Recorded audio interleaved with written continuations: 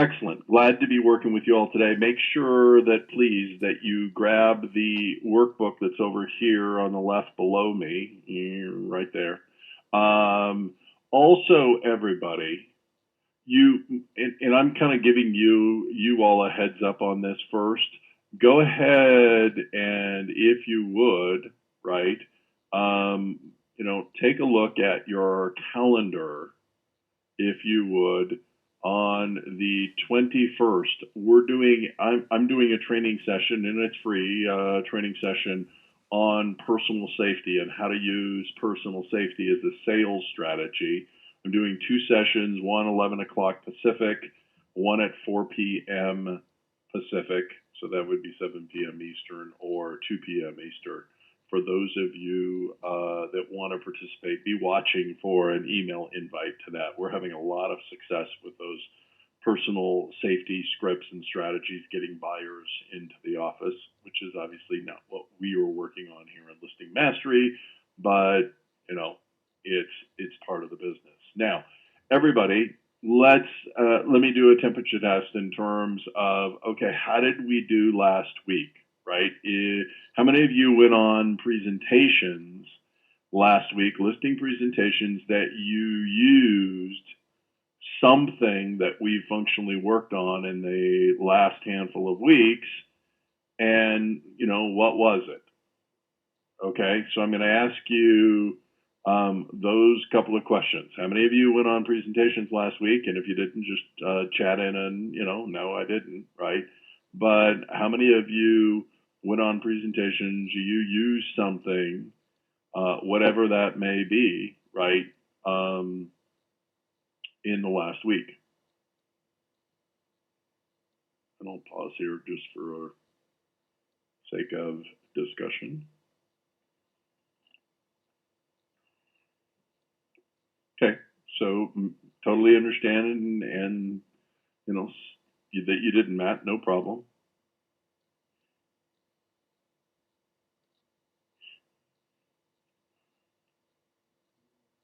Okay, so Kathy, you used the questions. Excellent. Okay, David, you got a listing and you sold your big three, it sounds like, that we worked on earlier this week. Okay, so JJ, you used the difference between price and value. Excellent. And I would assume it was received well and they got it. JJ, I would assume that. Okay. Cool, Leanne, that you really positioned yourself by asking the question, what separates you from the others? Excellent. Excellent. Love to hear that. Anybody else? Okay, did not get the opportunity, Simon says, but used, a lot of what we learned. Okay, so here's my question, Simon. Was it, right, we didn't close? Was it that their price was out of alignment, right? Or they thought the value was too high? What was the reason that you didn't get it? And everybody, here's the truth. It's okay not to get something, right? You're not going to bat 1,000.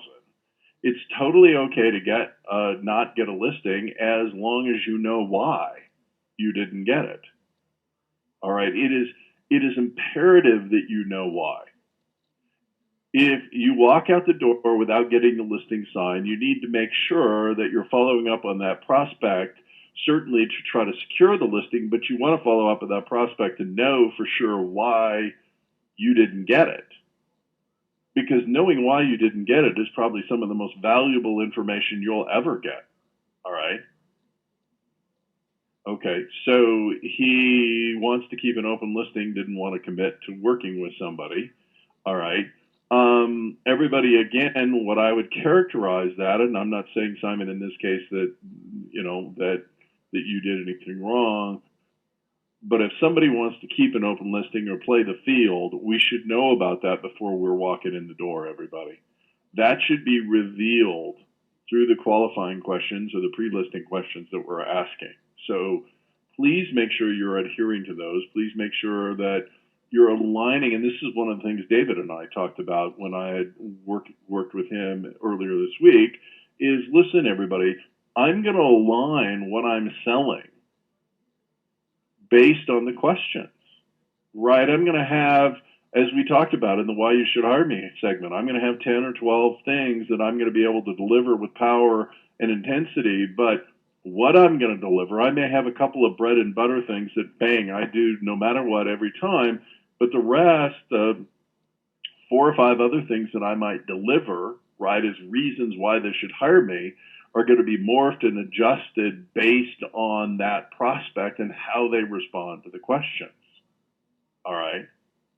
And so it's critically important that I make the adjustments as well as everybody. I set myself up that, bang, right at the conclusion, I'm getting the contract signed. It's not a be back situation, everybody. So, right, we've got the good questions. We're moving right dynamically into agenda. We deliver that agenda. We get confirmation of that agenda. I dive into the Why You Should Hire Me segment. I'm really clear and distinctive of the benefits and the value that I communicate to prospects. And then, bang, I move into the value section, and we agree on the value of the home based on today's market condition. I do write the net sheet close as a trial close if I haven't gotten them up until that point, and then I dive into pricing, which is what we're diving in today. Then I dive into the pricing and the pricing strategy of that particular home. So what I want to move into today with you all is, right, that price counseling segment, right, where we've agreed on the value, and now we're talking about pricing and price strategy and price positioning and price process. So the objectives, everybody, for today is I want to learn how to incorporate key messages and charts and scripts. So there's a whole lot of scripts today, and there's also documents that you can use to pull into your LP, your listing presentation, that are centered around the whole pricing process and the pricing strategy. And we'll go through those, and I'll script you through those. All right. The second is at the conclusion today, everybody, I'm going to work with you on what I call specific rules for taking and keeping overpriced property. In other words, right, I have a set of standards or a set of rules that if they are overpriced or if they're starting overpriced, that I'm applying these rules to make sure that I get compensated. All right. And what we're really doing is developing and delivering a really quality, what I would characterize as price counseling segment, right? Where we're building that segment. Now, here's the thing. Under the agenda heading, everybody, right, I'm discussing my thoughts and strategies to pricing and pricing components, right? We've already agreed to the value of the home. Now, everybody, I have to tell you that I don't think I would be diving into pricing until we have a fundamental agreement in terms of value. In other words, right, I'm not really going into pricing and discussing pricing thoughts and strategies based on my agenda without our agreement in terms of value. Because if we haven't agreed in terms of value, it really doesn't matter what our price thoughts or price strategy or price process is. We have an impasse already.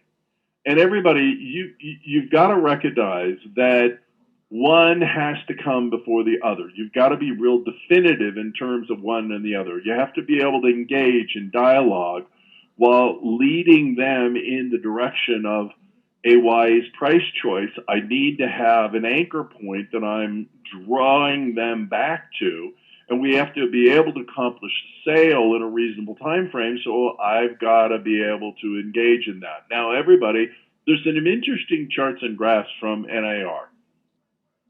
And the interesting charts and graphs in my view are these right here that I'm showing you on the screen. You've got them in your workbook overall as well.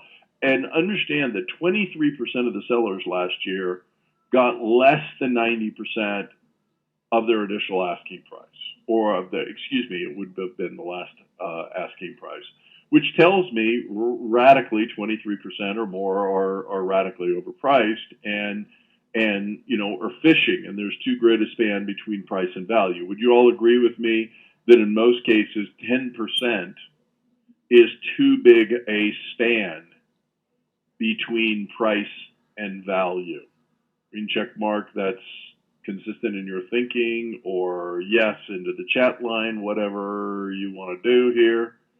But I think 10%, everybody, is too far away. And it's going to have a very detrimental effect to your marketing and influence your marketing heavily.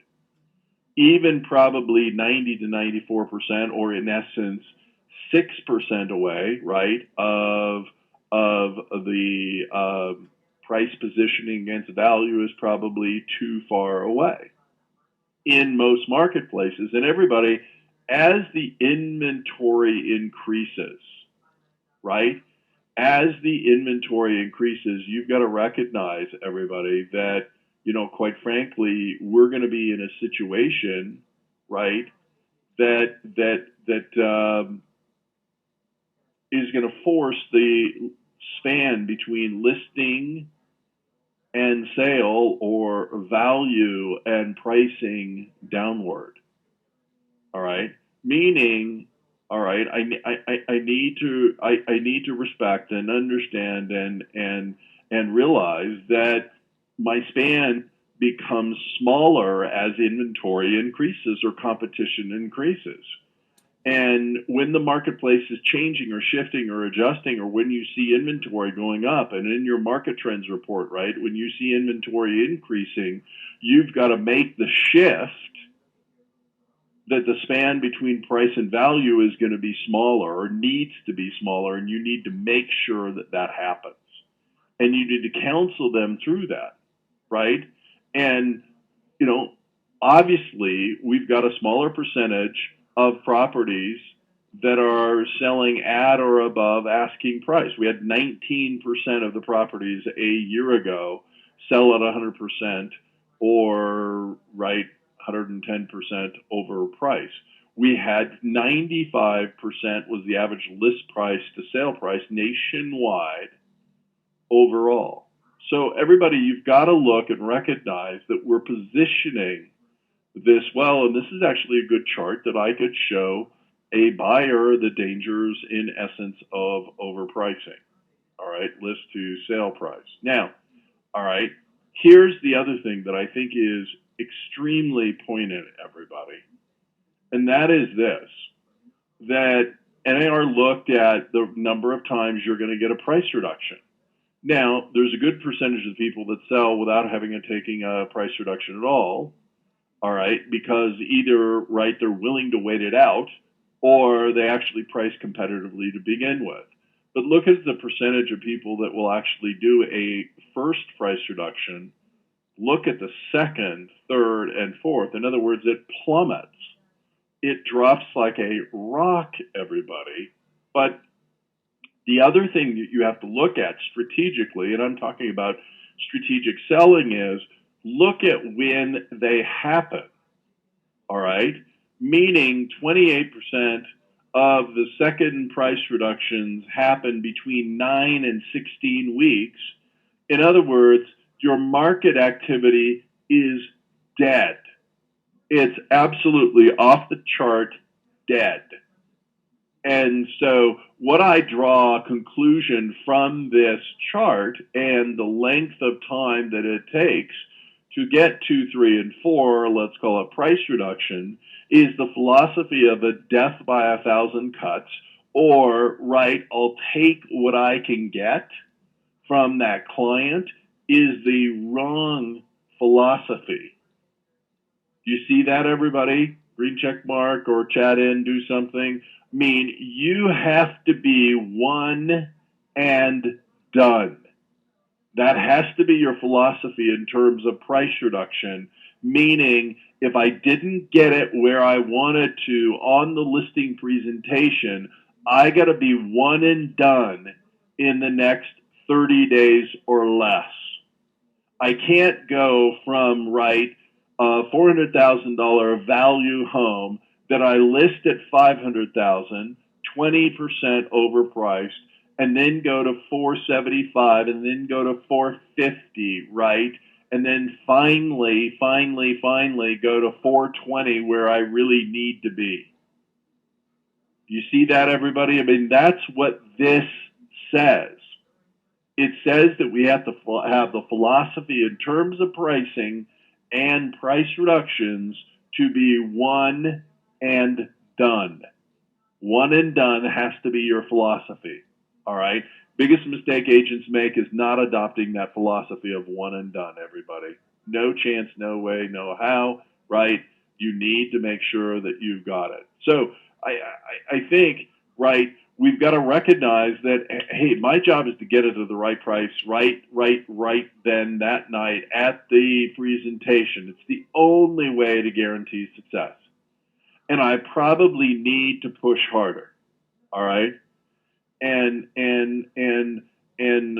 excellent, Sharon, that you, when you did your numbers, you really could show, right, from the market trends report that realm. Okay. We're better off if we get a price reduction, both stated, for 3 weeks. In other words, I want you, if you choose, and it's your choice, it's a business decision, everybody, you choose to take the property overpriced, all right, that I want you to make sure that you're working to get a price reduction the night you're there. Now, everybody, meaning getting them to sign that price reduction post-dated for 3 weeks or 4 weeks or whatever the time frame is. But you need to make sure that you get that signature, that person inked, right, in that level of commitment. Because a lot of them are going to go, hey, I want to try it, right? I want to try it at this particular price. Can we just try it at this price? And I have to set it up. I need to set it up from a sales strategy perspective as a trial period. Sure, we can try it. We will know if somebody will pay a premium or reach up and pay a premium to your asking price, and we'll know that in a couple of weeks. The urgency, Bob and Mary, just so you know, will be gone. And the scarcity will be gone in terms of your property after 3 or 4 weeks. So we will not get a premium at that time. It's important that we move swiftly to a more aligned position with fair market value that we've determined to be $400,000.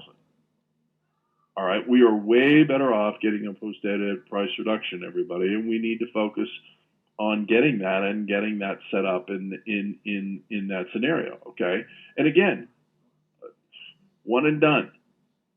Your philosophy has to be, everybody, one and done. Now, here's the thing, all right? You are risking, if you don't set it up this way, ever getting them to the right price.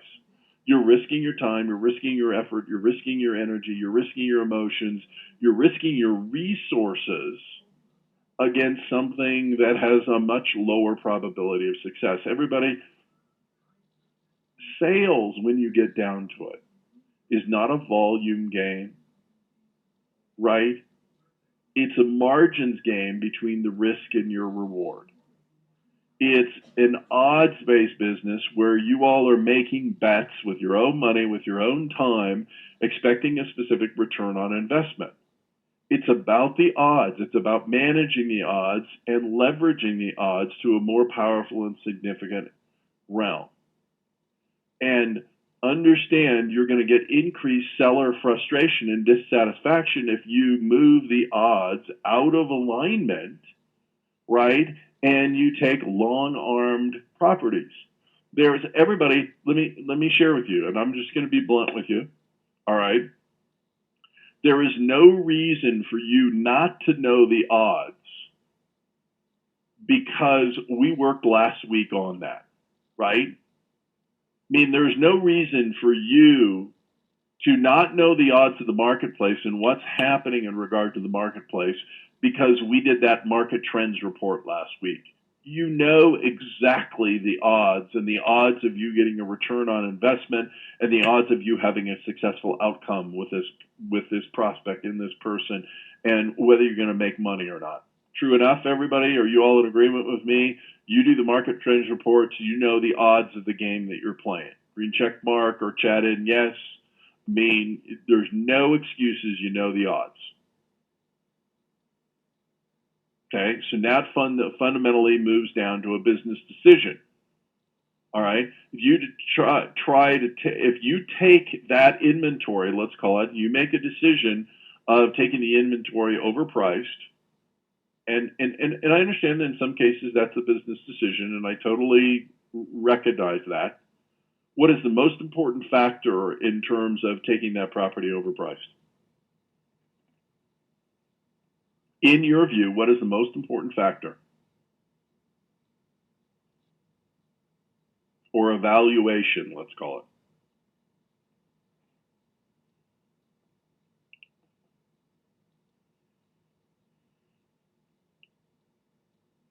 Okay, I've got getting something out of it, unless, yeah, I think, Josette, it's that element of getting something out of it, sure. 3-week price reduction, okay. It could be location, right? Here's the most important factor. You have to zero in on the motivation of the prospect, right? If that prospect is wanting to overprice the property and price at alignment with value, this becomes a probe based on motivation. In other words, do they have a strong enough desire, right, to do what's necessary to accomplish the sale? Are they willing to bring this thing down? If they don't have a high enough desire to sell, they probably won't do that. So when you're at the listing presentation, right? We're encountering that prospect that wants to overprice their property, right? And they agree that this is probably what they're going to get, but gee, I really want to go this direction, and I really think my home's a little bit better, and I can get somebody to pay me, 20% more. I've got to zero in on the motivation. Do they absolutely have to sell? Are they going to get into that position in the future? Because if they aren't, they probably won't mitigate their price. Now, everybody, price is functionally connected to marketing. I went to, it was a Facebook post the other day, and there's 2 colleges, universities in the United States that have the mascot of the Bearcat. Well, I went to one of them, all right? The one of them that probably nobody knows about. The one that most people know about is University of Cincinnati. They're the Bearcats. But actually, the college I went to, called Willamette University, is a little small liberal arts college in Salem, Oregon. Very good university. I went there and took marketing and business and econ and a number of those type of courses. But I remember, right? I remember what's called the 4 P's of marketing. And I remember it to this day, right, 30 plus years later. And we talked and worked on the 4 P's of marketing. And I'm going to give you an example. I'm giving you an education quick on the 4 P's of marketing because it's specifically related to our business in real estate. All right. In other words, marketing effectiveness is tied to these 4 P's.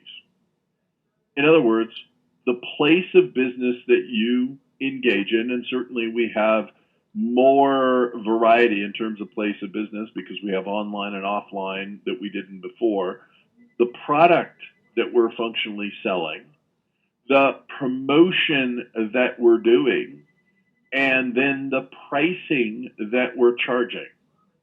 Those are the 4 P's of marketing. Those are 4 things that you can adjust, enhance, strategize to increase the exposure or the marketing of whatever you're doing. So as an example, everybody, the controlling pieces of marketing, the effectiveness of marketing are these 4 things. Let's say, as an example, you run a pizza parlor, you own a pizza parlor, and you're trying to drive more people or more sales into that pizza parlor, right? One option is the place, but if you already have the best location, let's call it in town, then certainly you wouldn't adjust the place. The product, certainly the improvement of the product, but when you really get down to it, everybody, pizza is pizza. Certainly there's better pizza and there's not as good pizza, but pizza is primarily dough, some kind of sauce, some kind of cheese, and some kind of topping. All right, it could be multiple toppings. But in the end, you've got a a pizza is not going to turn into a Subway sandwich, right? The product is similar. You've got promotion, where you can functionally run promotions, coupons, you can put them in different locations, you can run Facebook ads that geographically promote your pizza parlor to people in a closer proximity geographic area. So that would be the third P is promotion. And then the final P is price. Now, most pizza parlors, wouldn't you agree, fundamentally drive sales or an increase of sales based on promotion and pricing, right? They link those two together and they offer coupons to functionally drive more sales. Everybody, the effectiveness of your marketing that you're doing is centered around these four P's. And price is one of those. So in other words, if the price is out of a line, the other P's aren't going to work as well overall, right? And so you need to be able to convince that prospect that price is part of the equation and linked into marketing. Now, everybody, I've given you some different charts and graphs that you can use in your listing presentation to go through, right, that process of discussing your pricing thoughts and pricing strategies. So again, right, I go to the value, we confirm, we agree on the value, we go to the net sheet, I confirm that this is enough to accomplish and get you where do you want to go. I try to close on you at that juncture and that time to try to get a commitment from that. If I can't do that, then we go into pricing thoughts and pricing strategies, and I need to find out maybe what theirs are and then formulate or educate what mine is. And understand, I think the pricing pyramid is a good, effective tool to do that. It's not a new tool, everybody. It's been around for a long period of time. But basically what you're showing in the pricing pyramid is if that individual is pricing a property at fair market value, there is a percentage of buyers that, quite frankly, will not buy it, and it is the largest percentage of buyers. The more we want to appeal, right, to people, the more we need to recognize, right, that in the end we've got a certain position that we need to engage in and work with. So obviously if I'm down here, right, I'm going to appeal to more buyers. If I'm down here, I'm going to appeal to more buyers. Some of your clients are wanting you to price it up here where, listen, I got nada going on here in terms of available prospects. All right. Now, everybody, I've given you scripts and dialogue specifically that you can use internally in this pricing pyramid overall, right? The National Association of Realtors has found that selecting of the price influences the pool of buyers that you can functionally attract. The pricing strategy is really a decision that we make based on the pricing pyramid. Even if we were to price your home at what would be known as fair market value, you're only going to appeal to kind of the top third of the pyramid. And as we go progressively downward, the real question is how much of the buyer pool do you want to appeal to, and are you trying to appeal to a large audience or a small audience? In other words, I'm getting them to choose, recognizing that we're only going to appeal to a certain percentage. All right. So everybody, you can use the pricing pyramid and pricing pyramid scripts that I've given you. All right.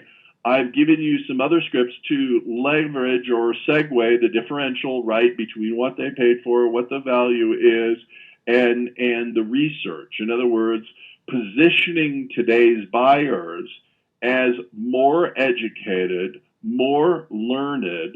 They make more, they research more, they learn about the market more, the market trends more, they evaluate and examine their options more thoroughly. They're more educated shoppers. All right.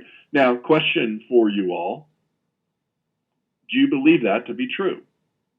Right? Do you believe that the buyers today are more educated? And I know some of you are fairly new into the real estate industry, but for those of you who are veterans, do you believe that that statement is true? That functionally the buyers are more educated, they have access to more information, and they utilize that information. Very good point, Josette. They do have more information. Sometimes they don't utilize it, or they don't analyze it well, or apply it well, right? But they think they know more, right? Most of you would agree that most of them think that they know more overall, right, than the consumers of the past. All right, and certainly there is a fear, everybody, right? There is a fear of overpricing, as Kathy says, right? I mean, here's the thing, everybody. We're appealing to buyers that functionally have a fear of making a decision, or they have a fear of making the wrong decision, which is exactly what Kathy is saying here, right? They have a fear of making the wrong decision. They have the fear of making any decision. They say to you, hey, send me more information. I need more information, all right? I mean, all those things are true. And so we need to be able to powerfully connect with that, okay? Now, this is a chart, everybody, that in my view is a literal game changer in the discussion of pricing strategies. So I'm going to walk you through it, but I'm also going to urge you to use it, all right? And again, everybody, I'm going to share with you different charts and graphs and different ways to express and to communicate, and it's going to be your choice of what you use. I'm going to highly encourage you to use this one. And here's the reason why. And I created this a number of years ago, and I did this in response to clients' needs. And I recognize there's a causal effect connection between asking price, level of interest on the prospect, and actual buyer actions that they take. So please follow along with me. I'm going to grab my pointer here for just a second, and I'm going to kind of point through this if you would allow me to do so. All right. And that is, if I look at some property that's priced at 120% of value. So as an example, let's just use nice round numbers to make it easy, since I grew up in the part of the high school class that made the top half possible. Let's say it's $100,000 value. This property is worth $100,000. And the seller is asking me to put it on the marketplace at 120%. The truth of the matter is, I can, and yes, Lavant, this is a downloadable file. It's right here, over here on the edge. You can have it, you can adjust it, you can tweak it, you can do all kinds of things with it. All right. And I'm going to show you a couple of adjustments you can make to this. All right. So the first thing is, everybody, I've got a property right at 120% of value. I can market that till the cows come home. I can run all kinds of pay-per-click campaigns. I can put it on Craigslist, right? I can do any number of marketing things. But the truth of the matter is, the buyer's level of interest when they see the property and they compare it to other properties in the marketplace, it's going to be none, right? Zero. Nada.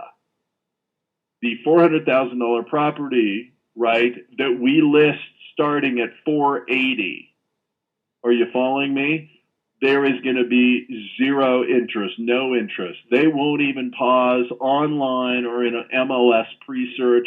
They will just blow right by this property because they can see that it's so out of whack in terms of price and value.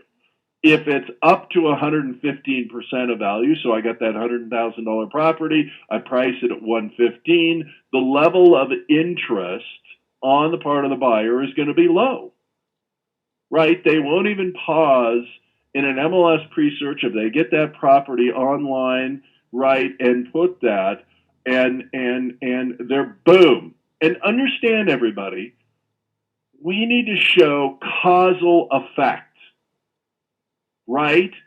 Causal effect to the seller. That in the end, asking price has certain effects that buyers want, and those are the effects that is going to happen. In other words, let me be blunt on this, okay? In other words, the seller wants to price it up here at 120%, but if you look at the chart, they want this on the low end, right? On the low end down here, or I'm dancing my arrow around. They want to price it 120%, but they want to generate multiple offers that will drive that sales price up. That's what they want. What you're showing them is, hey, they don't go together. Those two aren't in alignment, right? The connection point here, everybody, is not from here. Oops, hang on a second. I got to get my drawing instrument here, everybody. Sorry about that. Okay, the connection point isn't here to here. The connection point is here to here. Does that make sense, everybody? Give me a green check mark or a chat in or something so I know you're understanding what I'm trying to do. The connection point is here to here, right? The connection point is here to here. Well, Dirk, can't I have top to bottom, right? Are you following me? That's what they want. Gee, can't I have that? No. That would be the statement I would make to them. No, it doesn't go like that, right? It's causal effect. It goes across, right? If you price it up to 105%, so I've got a value of a home at 100, I price it at 105, we're going to have a good level of interest. We'll probably get those folks to look inside. We'll probably get them excited. They'll probably they maybe make an offer. All right? And yes, the super duper heavy nails will influence that. Exactly, David. Thanks for chiming in. Mike Gerbeck couldn't be here today, so I'm glad somebody brought up the super duper heavy duty nails. and so everybody, what I'm trying to show and what I'm trying to give you, right, is functionally that cause effect connection, right?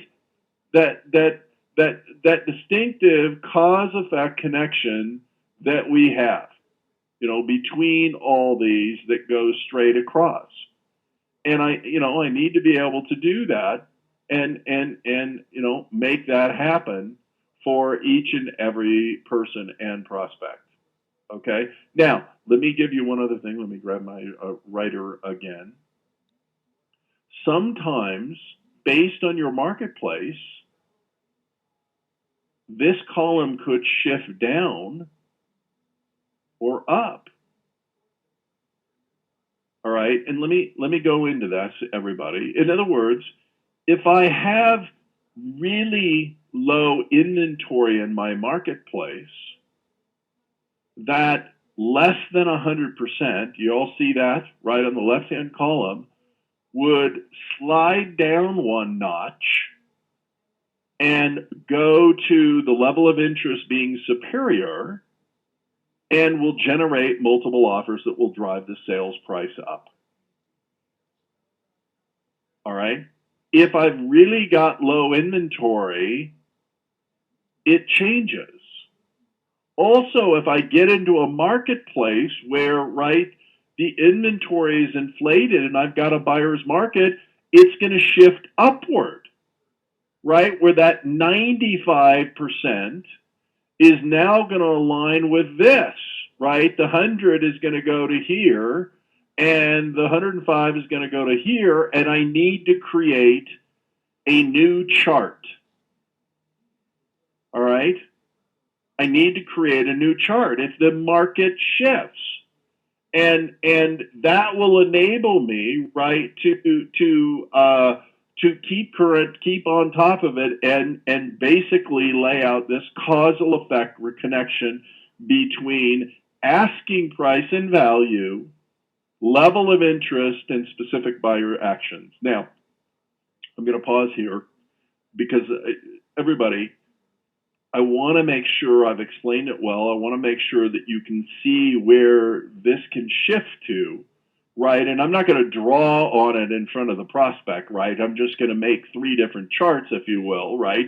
That depending on my market and what the market is like, this would be kind of the what I'd call normal marketplace type of chart, and the I'll adjust it up or down based on inventory. Now I'm going to ask you all, okay? Does that make sense? Am I making sense? Do you see how you can use this? Please give me some feedback at some level so I know that I've hit the mark with this with you.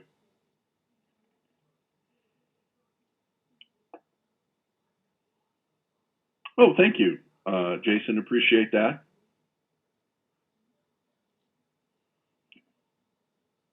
Okay, and some of you are giving me green check, perfectly fine. Some of you are chatting in, whichever is most comfortable for you all. Excellent. All right, so it sounds like you're all getting it. Let's move on. Okay, I can position what I call the dangers of overpricing everybody, right? And I can position that. And so I can do it in a simple chart. And I've given you some scripts, everybody, for this. All right. Understand that everything that I've given you today has some corresponding scripts. And I agree with you. This is the previous chart, everybody, is really powerful in a listing presentation because you're framing causal effect. You're also framing something that nobody else has in your marketplace, and your positioning strategy, right? That you're more educated, you're more knowledgeable, you're more strategic, you've studied the marketplace more. So again, of all the things that I'm going to work with you on today, everybody, the chart is critical. I mean, if you get nothing other than that today and you implement that, you got a lot. And then also the rules for taking and keeping overpriced listings. I'm gonna really hammer that home as well, everybody. But there's a lot of good ways that you can communicate the danger of overpricing and the problems with overpricing. This is certainly a graph you can do that with. All right, and I've given you a script that runs with this, right?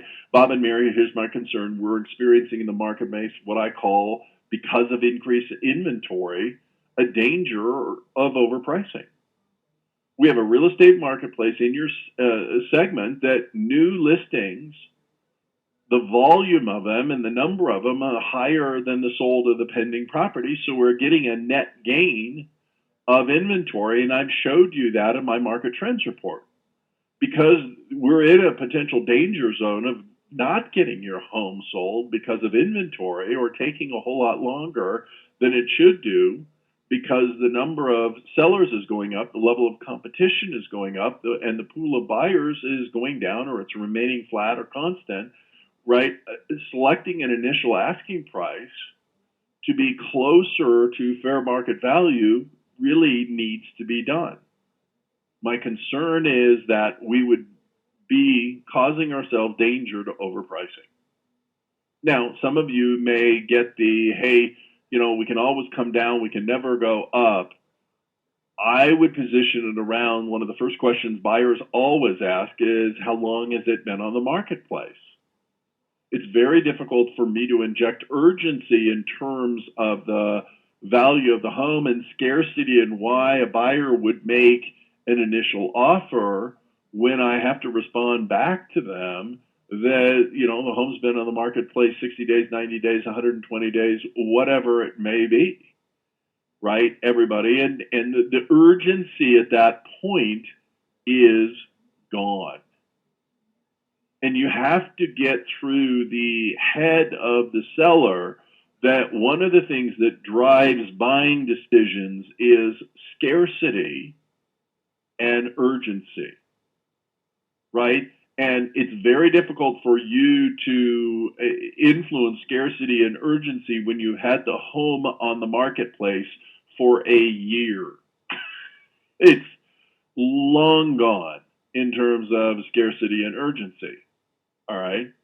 And so I've given you some scripts and dialogues specifically centered around this stair step of pricing chart that you can use and integrate into your listing presentation. Now, everybody, I don't need 5 charts for pricing and price strategy. Are you with me on this, everybody? Green check mark. I would just want to be real clear, or chat in, one of the two. I don't need 5 here. I need probably 2 that I'm going to deliver, okay, that I'm really confident with, that I've practiced, that I've dialed in, that make a difference. 2 should be enough. Maybe 3, but 2 should be plenty, okay? And so I've given you a number of different charts and graphs in here. Maybe you like, right, the buyer's interest in available listing, and whatever it may be. Now, again, I've also given you common charts and graphs for very specific responses. In other words, an agent may say to you, "Gosh, Susie, you'll list it for a higher number." All right. My view, everybody, is when you're competing against another agent that's willing to buy the listing, my strategy very specifically should be that typically what we find in the real estate industry is the agent that quotes the highest price is generally the least competent agent. And you position that higher priced agent in the least competent position. And certainly if you know in advance production levels of the competition that you're going out on, you can certainly in many cases do that, whether it's company stats or agent stats overall. And again, everybody, I've given you very specific scripts and dialogues for that, right? Bob and Mary, frequently agents will tell the client what they want to hear in hopes of securing that listing.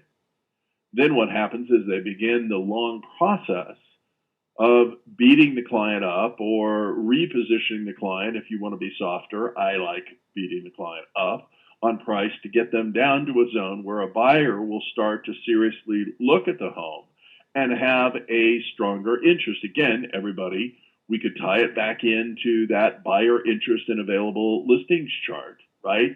That we finally get into the zone with where the buyer has a high level of interest. Is that what you want? What would you do if I quoted you the highest list price, but you didn't think I was the most capable agent? Would you still list with me? Well, this is kind of like that. All right. Okay. And I could do the final part. Wouldn't you then be overpricing your home by the largest amount with the least competent agent? How would it affect that for you in regards to the odds of the goals that we've laid out? Is that what you want? All right. Now, some of them will give you appraisal, whether that is a appraisal that happened in 2008 at the peak of the market, or that was a refinance appraisal they did in the last 2 years. To me, education is in order when you get that appraisal objection. And what I mean by that is, gosh, we get an appraisal at a higher price. I would say to them, hey, there are 3 factors affecting the validity of any appraisal. The first factor is the time frame. In other words, when was that appraisal done? Right? When did that appraisal happen? And obviously, if it's well out of line, it's not valid.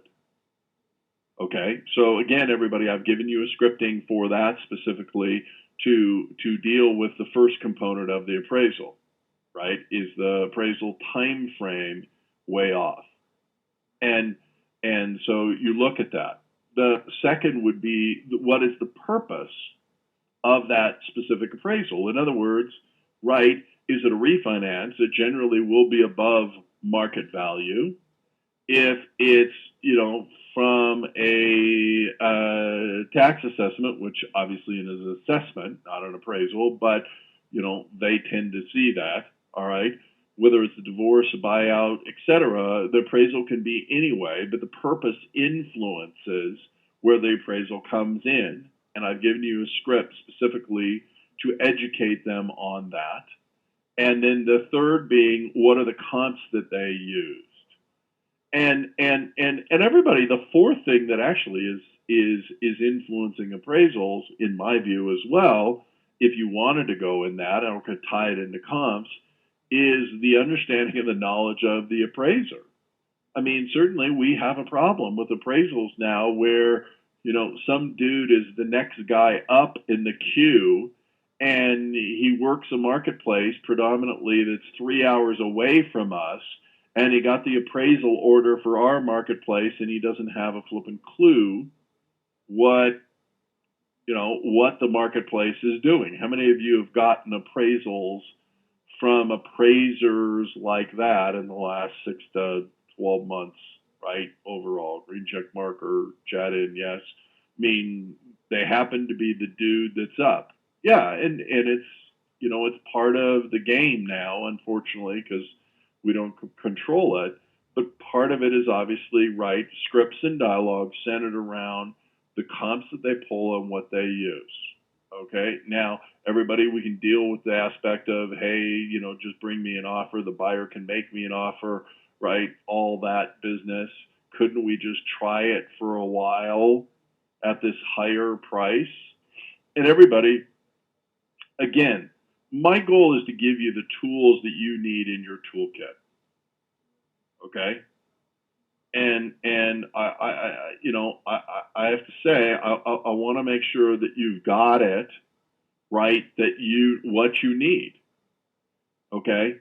And so there's a lot of scripts and dialogues here, and I totally get that, everybody.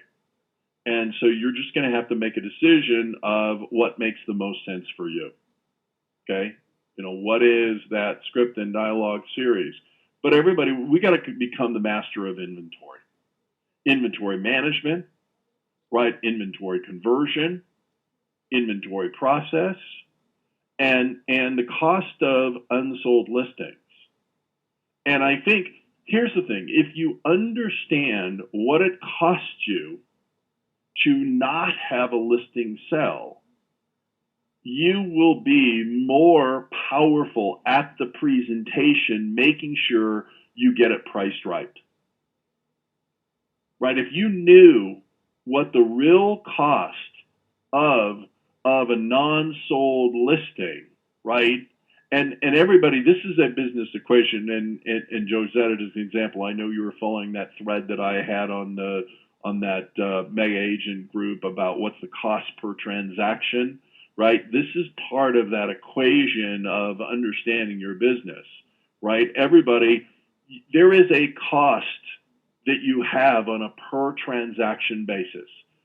Very few agents know it, and it's one of the most important numbers in your business. And in fact, Josette is part of a very elite group of mega agents on a Facebook group, and there was not one of them that knew what their CPT was.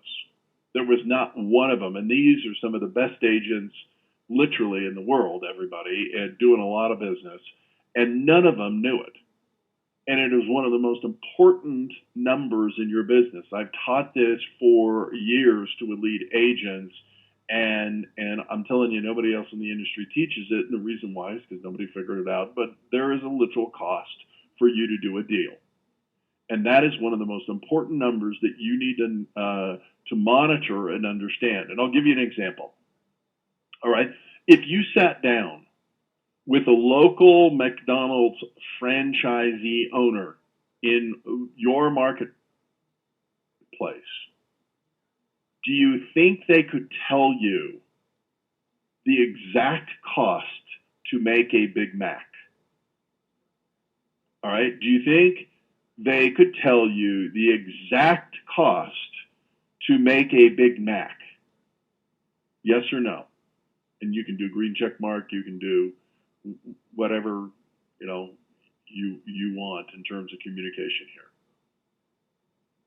here. Okay, excellent. I'm in agreement with you. They could tell you down to the penny what it costs them to get that Big Mac to go out the door.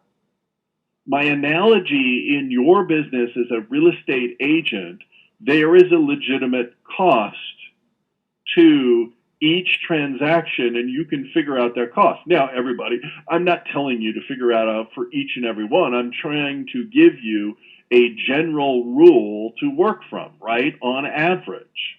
In other words, what are the expenses in your business, right? What are your marketing costs, advertising costs? What does your car cost you, right? Cell phone, your websites, all the things that run your business divided by the number of units you do, right? So if I spend $100,000 a year, everybody, and on my business and all these different components, right? And I do 50 units a year, it costs me, right, $2,000 per unit. And here's what I'll tell you. It'll cost me that much whether I sell that home or not. I'm still going to pay that money. How many of you just had an aha moment here? Right? Whether you sell that property or not, it's still going to cost you the $2,000. That's the killer. So one is, I want each and every one of you to figure out what is your cost per transaction this week, right? What does it cost you to do a deal? You've got to know that, because your business and your net profit relies on it. I had a consultation a couple of days ago with a really bright young agent, and really, he's gonna make some headway in this business. He's gonna be a big splash. And I said to him, I said, listen, I mean, you're killing yourself. Your CPT is way out of whack. There's no way you're going to make money. And you got to cut overhead. You got to increase lead conversion, because the way you're going, you're going to be broke, and you're going to be out of the business. And you got to know your costs. And then everybody, there's a certain amount of time that you invest per transaction. What are you worth per hour? How many hours do you generally invest to create the leads, follow up on the leads, convert the leads, do your listing presentation, right? Get that listing processed, get everything uploaded, get everything online, get everything marketing, get everything, field the questions from agents, right? Convert those prospects, field that offer, negotiate that offer, right?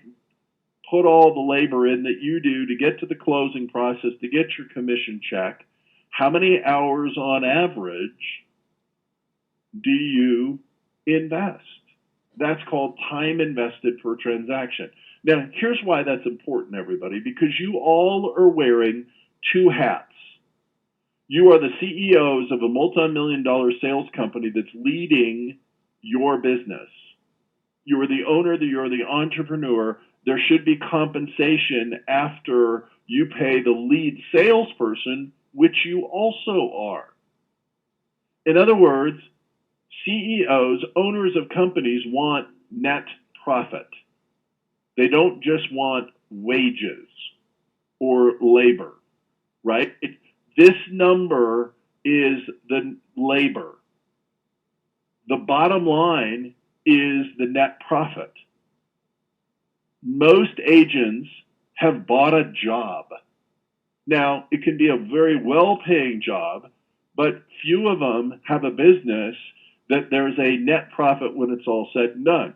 You got to control your cost per transaction. You got to control your time invested per transaction. You've got to know what those are on average so you can make good business decisions.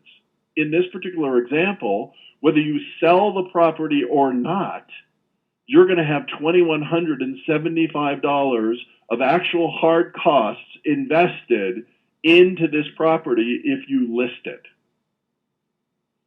right? That's what you're going to have. Now, everybody, if you only sell 1 out of every 2 homes you list, which many agents do, I've got to amortize the actual cost 2 times against 1 commission check. So I got to multiply that $2,175 by 2, and then say, okay, what's my average commission check and what's the span between two costs to one commission check? Does that make sense, everybody? Green check mark or chat in here. I want to make sure you understand this. This is a business that you're running. This is a calculation that you need to have, and because it's going to determine your level of success. Now, here's the thing. If this property was a $300,000 property, 3% average commission check, $9,000, I just lost that. I didn't collect that. So guess what? My average cost of an unsold listing, if my average sales price is 300 grand, is $11,175. That's what it costs me if this sucker doesn't sell. Now, here's my question to you all. How many of those can you afford on an annualized basis? Right? How many can you afford to have on an annualized basis? And it's not very many. And everybody, again, zero is probably running too lean, right? But knowing that number, I can make a better business decision. And what I mean by that is, listen, if this prospect has low motivation, right, and I know they're going to be a pain in the tail, and I know that I have low odds of actually getting paid out of this, and I know that, gosh, it's going to cost me $11,175, and it's going to cost me $2,175 of real money and time, I'm probably going to pass. And I'm going to pass without being concerned, because I know the risk and reward is too significant, right? And I need to control things. The other thing I need to know is that aspect of saleability, everybody, is you. One of the things that we worked on, right, a couple of weeks ago in the Why You Should Hire Me, right, is the big three statistics. Well, that's a saleability quotient. Right, if I take overpriced listings that don't have much chance of selling, my list price to sale price is going to go through the floor. My listings taken against listings sold is going to go in the floor. My days on the market are going to skyrocket.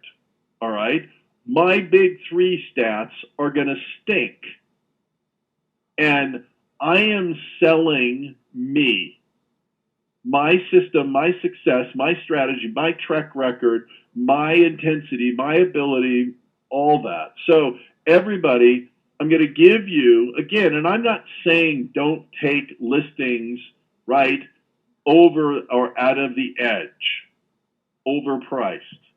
What I'm saying is take them for the right reasons, take them for the right strategies, take them so you can make money on them, right, and make a business decision of the odds and the opportunity.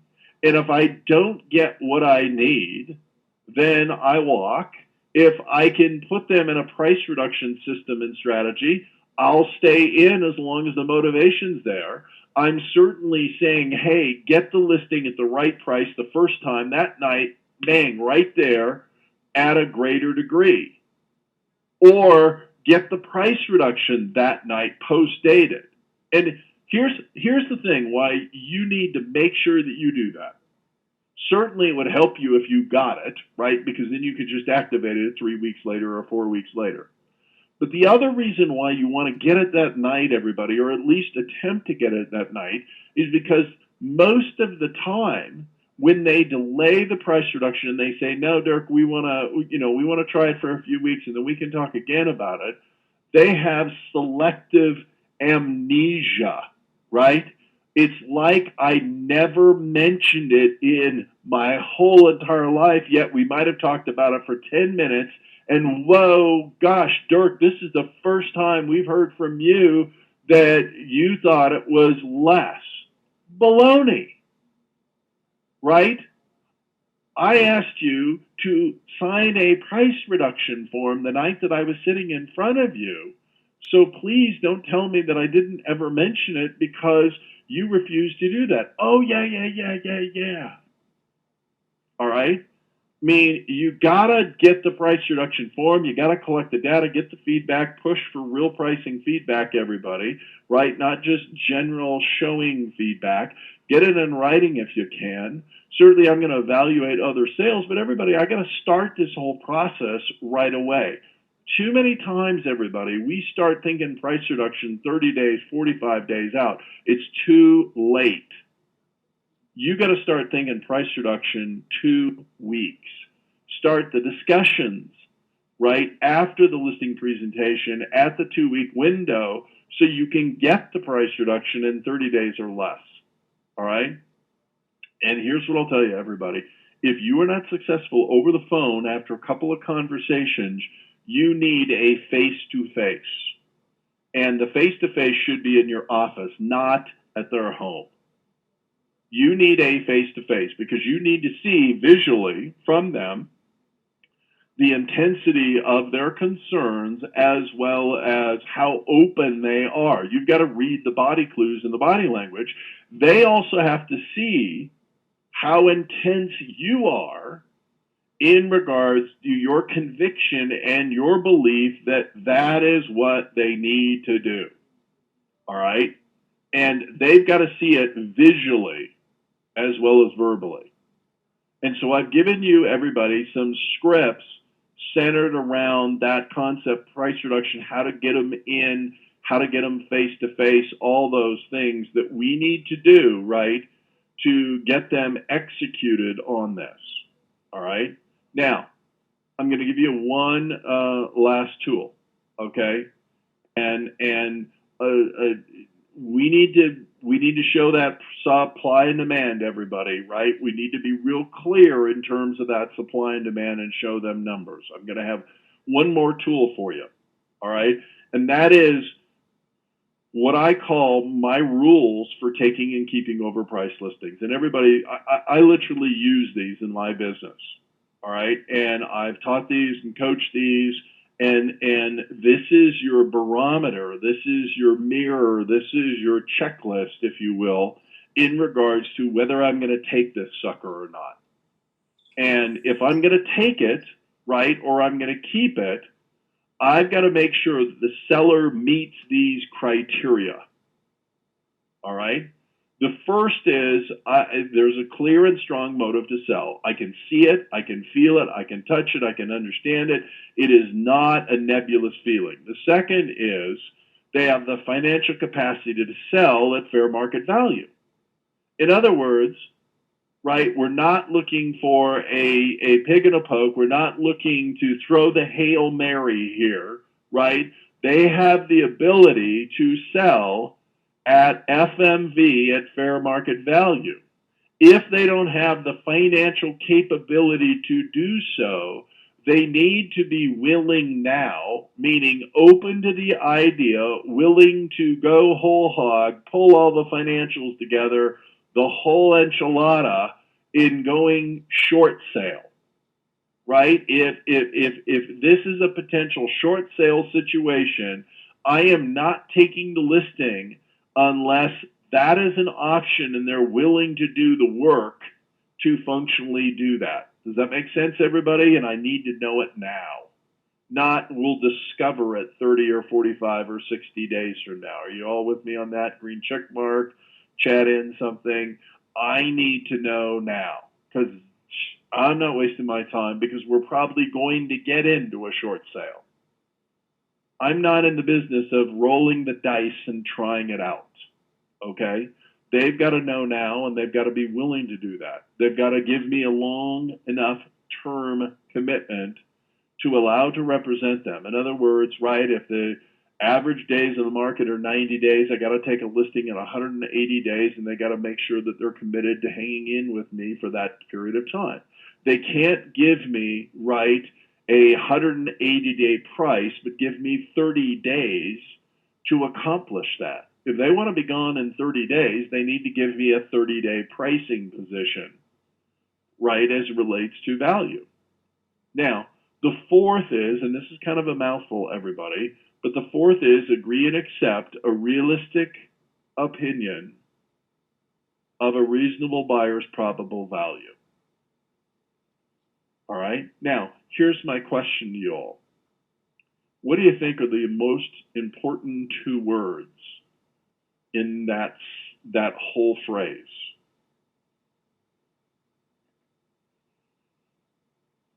And I would love a chat in from everybody. What do you think are the most important two words in that phrase?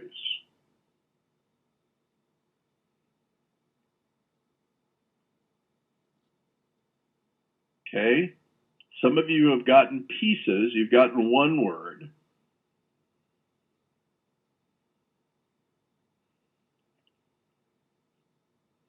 They're at the front end, everybody. The two key words are agree and accept, right? The two key words, everybody, are agree and accept. In other words, if they don't agree that this is probably what they're going to get, this is probably what a reasonable buyer will pay them, if they don't agree to that and they don't accept that is probably what they're going to get in 60 days, 30 days, 90 days, whatever the time frame is, they are going to blame you. Does that make sense now, everybody? In other words, if they don't agree and accept, they're going to be talking in 60 days about how your marketing plan didn't do the job. No, it wasn't my marketing plan. It was the fact that we started too far off of fair market value, and you need to agree and accept that fact now before we start down the road. All right? And it's about agree and accept. All right? And I understand, David, they may not have sense of urgency, and I can't give them sense of urgency, especially if they're an older buyer and they don't have to sell, but they have to agree and they have to accept that this is probably what they're going to get based on the state of the marketplace. Unless they come to that conclusion, I'm swimming upstream in a bowl of cream of wheat, everybody. Now, let me give you another phrase, all right? And there's two key words in here, right? They have to understand and accept the overpricing problems. Meaning they have to understand that this is probably what's going to happen, or this is the outcome of our overpricing a problem, and they have to accept and own that that is going to be the outcome because, right, they're the ones that caused it. Now, here's my question, everybody. What are the overpricing problems? In other words, what are the outcomes? Okay?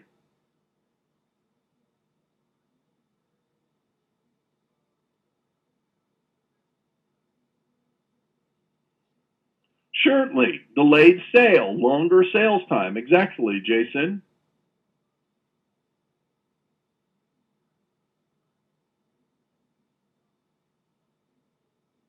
What else, everybody? Excellent, Jason. Exactly.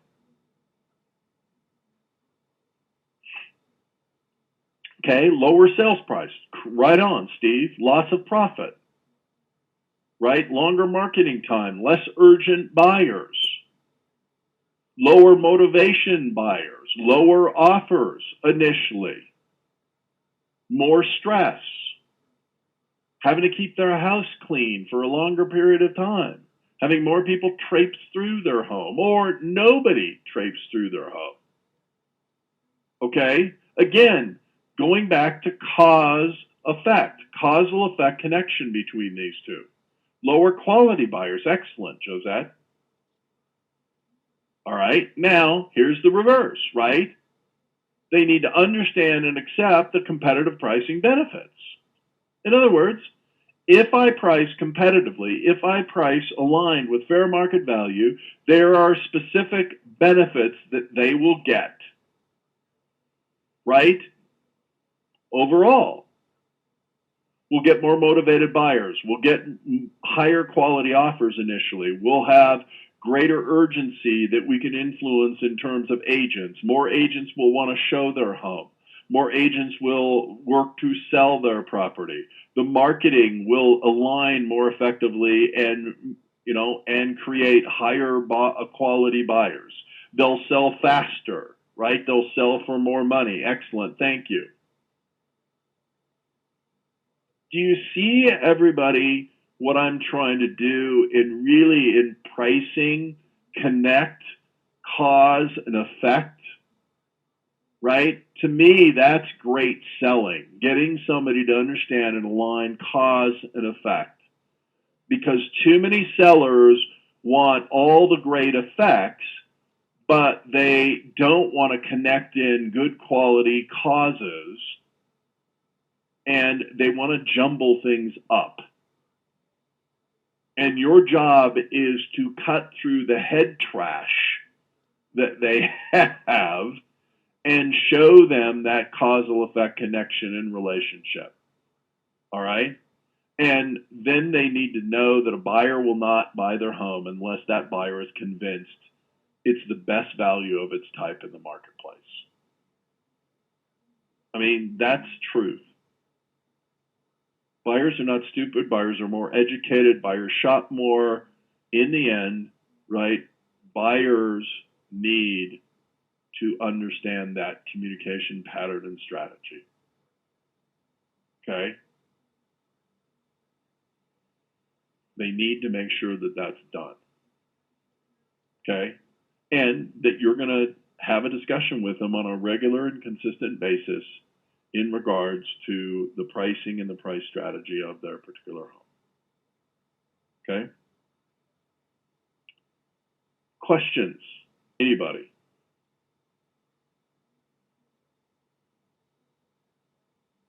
Right? Questions on this?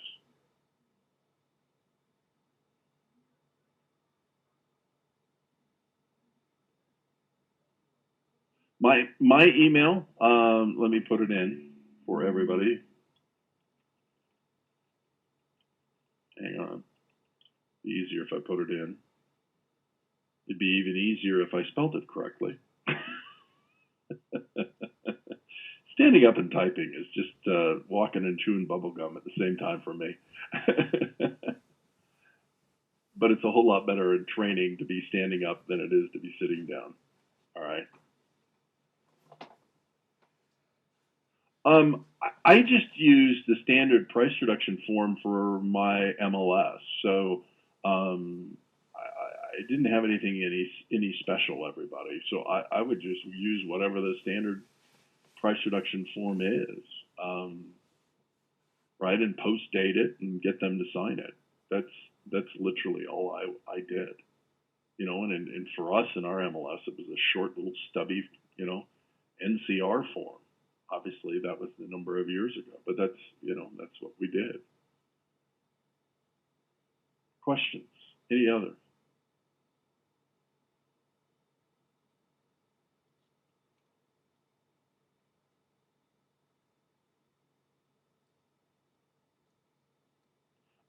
Evelyn, I would just, whatever the price reduction form that you have that's acceptable in your local marketplace, and I'm sure there is a realtor price reduction form, I would just post date it, right, for 3 weeks that the price reduction is going to happen on October 31st, and this is the price that we're going to go to, and they post date it. Yeah, Josette, most sellers want to disconnect the cause and effect, right? They want the positive effect of getting multiple buyers and multiple situations and multiple offers and good strong interest, and they want to disconnect the causal effect relationship between certain actions and activities and certain pricing produces certain results. I mean, everybody, we all know if we go to McDonald's and eat every day our meal at McDonald's, right, or 3 Big Macs a day and 3 supersized fries every day, and we don't move our body, the corresponding result is going to be fat. I mean, causal effect, right? I mean, you go out and you eat less and you exercise more, causal effect, weight loss. I mean, we all know that, hey, if you save a certain percentage of your income on an annualized basis, let's say it's 10%, and you do that like clockwork from the time you're 25 to the time you're 65, causal effect will be wealth, right? I mean, life is about causal effect. And so in the end, we have to show causal effect to buyers.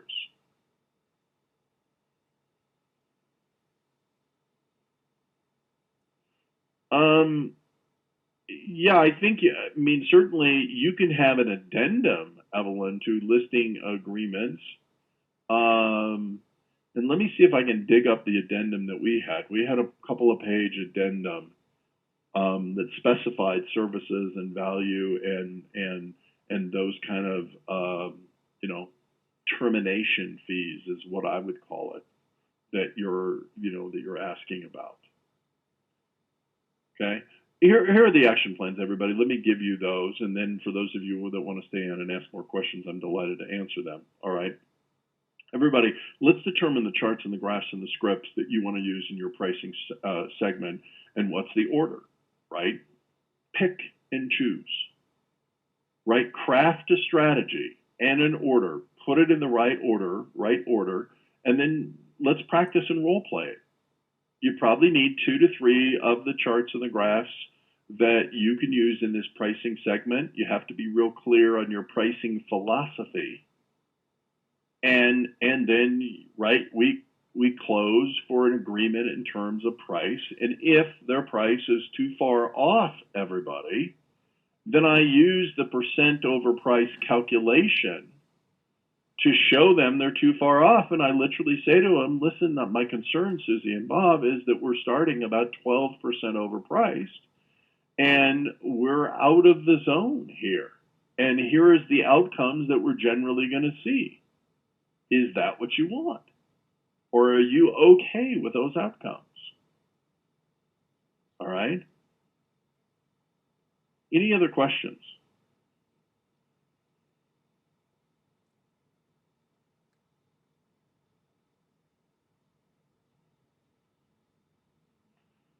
All right, my friends. I will see you next week for our final session. We're going to work on closing